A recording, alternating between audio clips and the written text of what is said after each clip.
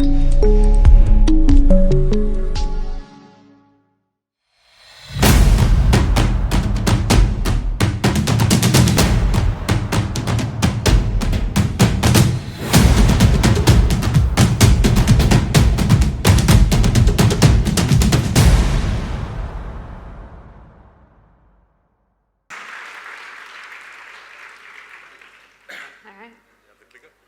everyone, I'm Celenza, and I'm a designer on the Google Maps team. My name is Raj. I'm a Get away from the feedback. user experience researcher working at Google Maps. All right. And we've both been on the Google Maps team for about 3 to 5 years now, and we have traveled across 6 continents doing design and research for various countries around the world. We're really excited to be here today to meet you all, and we're really humbled to essentially share some stories with you all today about what we've learned working on maps, how we redesign Google Maps for two-wheelers, also known as motorbikes, scooties, bodas, lots of other names around the world, and more on that as well. How many of you in this room actually ride a two-wheeler around Bangalore? Yep, right on. All right, so let's get started. So we stand here today as designers and researchers, but the UX discipline over the last few years has changed quite a lot. So even at Google now, there's a lot more roles, a lot more diverse roles that are a part of the UX process. And this has really allowed us to think more comprehensively about the problem as a whole. But as we look into the coming years, the very shape of how we design is going to have to change. Across the world, our cities are going through some great transformation right now. Our economies are shifting, our sense of mobility is changing, our identity, gender, and expression is changing as well.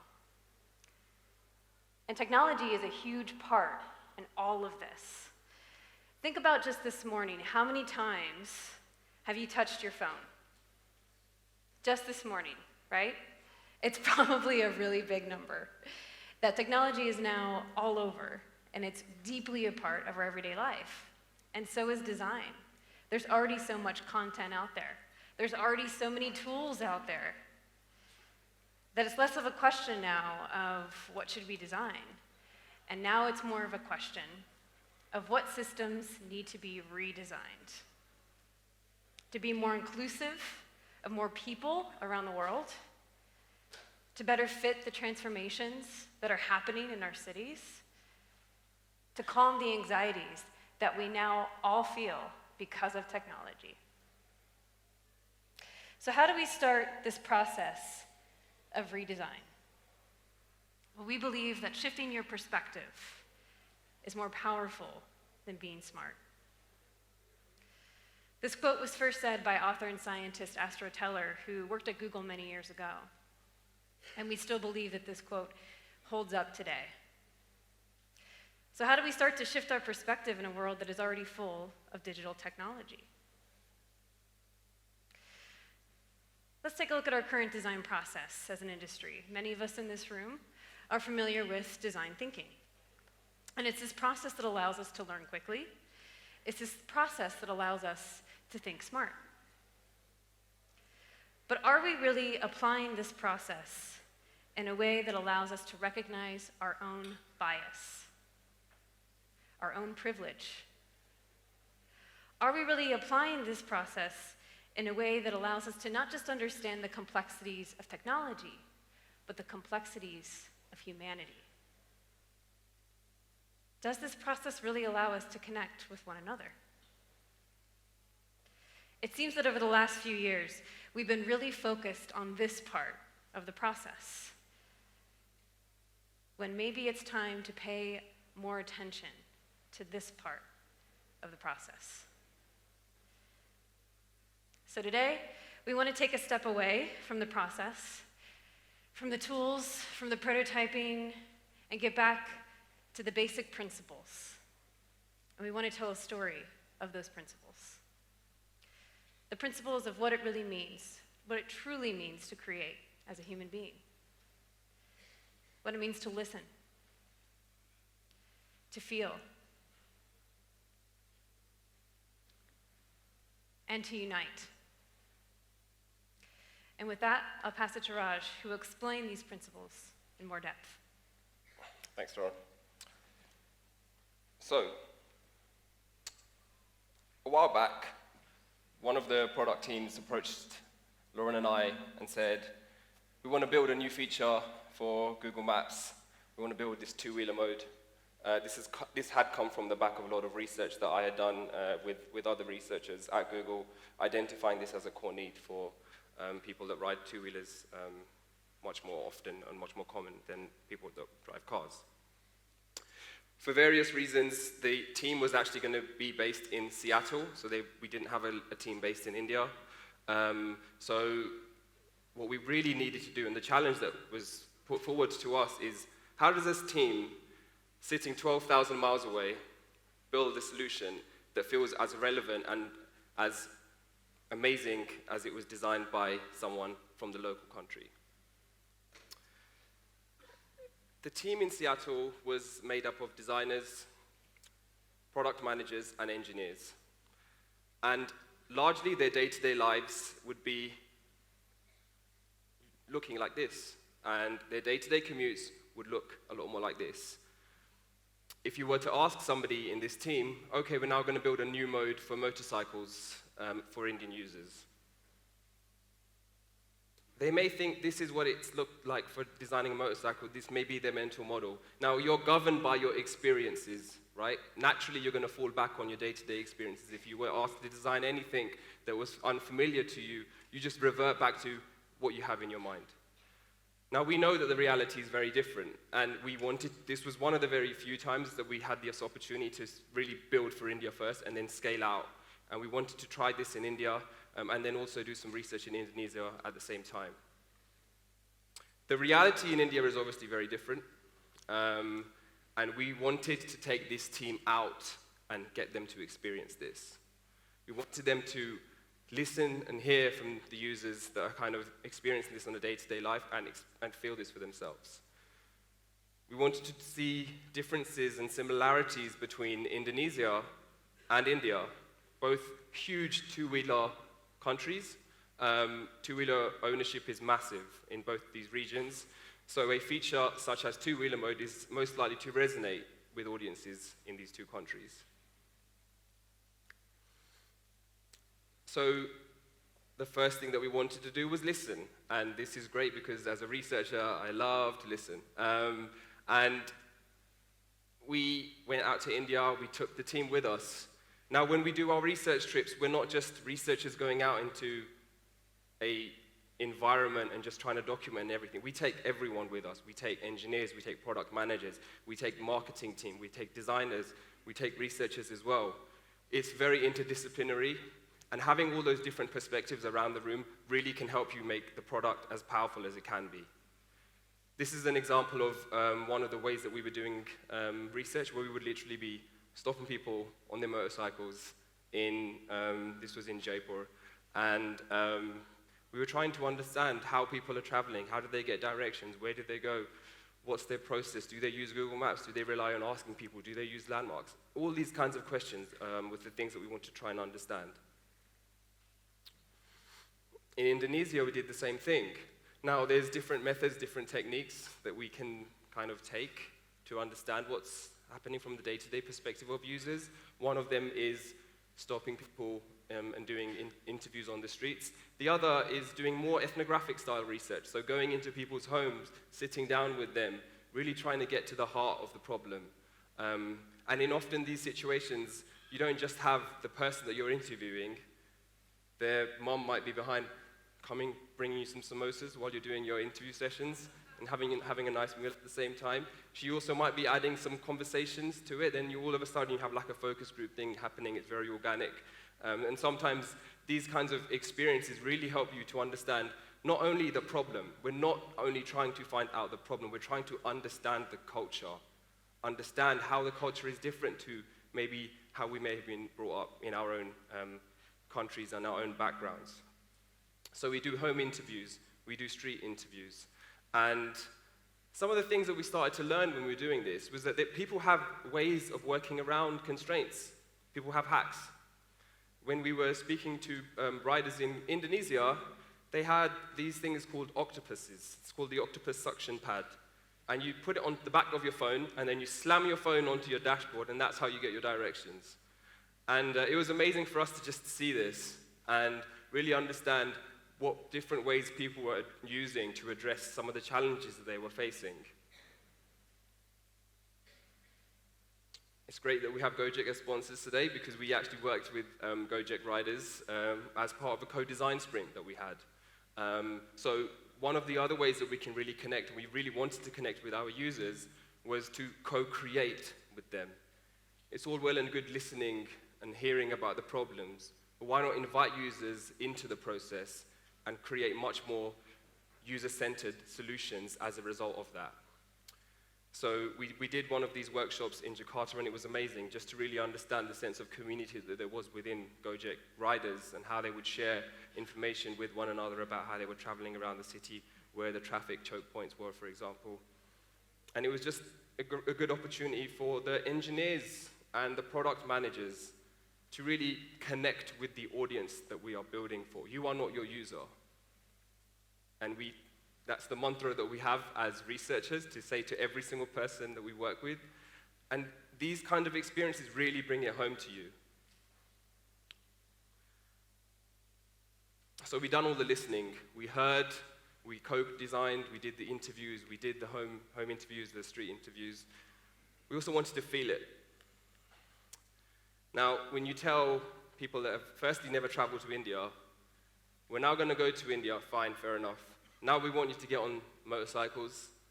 There was a little bit of people being apprehensive at first. But we managed to persuade them. Lauren and I got on the back of two-wheelers in Jakarta. We rided Gojeks. This was really to bring home the things that we were hearing. First you hear from the user, and then you walk in their shoes. And that's how you truly understand what it's like. How does somebody living in this environment actually get around on a day-to-day basis? How much or how little do they use technology in this process? So it was a really great experience to really just bring all of that home to us. Now, a lot of the team couldn't travel with us, so one of the things that we decided to do was get really scrappy. So we got a 360 camera, and we had one of our designers literally sitting on the back of a two-wheeler and just doing a recording of it.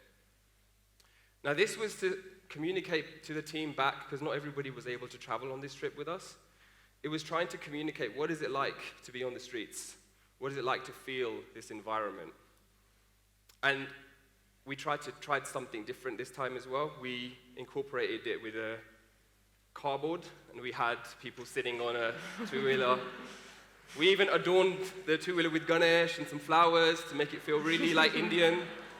And it was amazing, because you try this on, and if you've never experienced this, so if you go back to Seattle and the roads and the traffic and how everything's structured, if you've never experienced this, all of a sudden you're transported there. So it was really powerful. It was a really great way for us to kind of bring this home to the team. And he's even like using the brakes, he was really getting into it. So when we were in Indonesia, this was one of the quotes from one of the engineers that was working with us. And this has really stuck with me. He said that you are more motivated to solve the problems that you can see, hear, and feel. Now, it sounds very obvious, but when you think about this, it really gets to the crux of why we have some of the challenges in the design process. If you're not able to see the problem, hear it, feel it, understand it, embrace it, you're not going to be fired up to make a change and want to be able to kind of have a hand in creating the solution for the future. And as researchers, designers, product thinkers, whatever the label you want to apply to yourself, we will have a responsibility to do this. And I'm going to pass over to Lauren, who's going to talk about how we unite this and bring this all together. Thanks, Raj. So what does it mean to unite? Well, in order to make our products more inclusive, we have to make our process more inclusive. And we have to start broadening our definition. of who a designer and researcher is. Many of you in this room are probably familiar with this tool of Post-it notes or sticky notes, and they're a great tool for generating quick ideas, for prioritizing needs that might come up in research. But who normally gets to use this tool? Who are the people in the room making the decision of what needs are most critical to solve? We asked this very question when we were in this process of redesigning maps for two-wheelers. And so we decided to bring in the local experts into this process of not just co-designing, but also helping us prioritize what were the most critical needs that we needed to be focused on. And a need like this came up. Before I go, I want to quickly assess the landmarks and the shortcuts so I have the confidence and freedom to go. And many of you who ride a two-wheeler probably identify with this need on some level. But we wanted to take it a little bit further and actually form a principle around it. Highlight routes that show key landmarks and shortcuts along the path. Why is there a principle there? Well, when you get to the process of rapidly prototyping and working really fast, it's very easy to forget why you are creating in the first place. And so forming a principle as a team allowed the engineering team to start working very quickly and also allow the team to be united on what mattered most. And from this alignment, the product was shaped. We now have two-wheeler mode, not just in India, but across 10 other countries in Southeast Asia. This design shows it in Bahasa, Indonesian. And in Kenya, we have it launched as well. And what it shows is routes that are different from cars, that show the shortcuts to get around the traffic, ETAs that are different from cars depending on what the traffic situation is, and more landmarks on the map to help with assessing and orienting where that turn might be before you go. There's more landmarks on the map than there ever were before, and this not only helps people who ride a two-wheeler, but this helps anyone who uses the map. And now there are over 20 million people across the world interacting with this feature. But what happens when you get a need like this? I don't feel safe going to unfamiliar journeys alone on my two-wheeler. You know, it's needs like this that don't often get prioritized because the people who feel it the most aren't always in the room to make the decision. But having the local experts with us in the room, this is just as critical of a need as the need that I just showed before. And so we formed a principle around it. Think beyond navigation. Show flexible options to help more people get around. And from this, the product was shaped. It encouraged the team to think beyond two-wheelers, but also think about ride-sharing data, to think about our transit data, to offer more flexible options when that need is prevalent. And so how the team unites directly impacts how the experience is designed. And so as designers and researchers, as we broaden our definition of who that is, we must also broaden our definition of what a designer and researcher does. That we not only design the product, but we also must be equipped to design how the team unites. Eventually, we did go back to this part of the process, and we worked with many teams here in India to assess what routes were working, what roads were closed, what was broken, all of that. And we're continuing to do that today because there's still so much for us to learn. There's still so much to improve on, and there's still so much for us to expand on as well. But taking a step back and getting back to the basic principles can really help us to start to redesign our current systems because we know that our current systems need a lot of redesigning right now across the world. You know, it's not going to be an easy process. It's going to require a lot of humility. It's going to require an open mind. It's going to require a lot of moments of discomfort. But listening, feeling, and uniting can help us all be more creative, more inclusive, and more prepared to truly redesign. Thank you.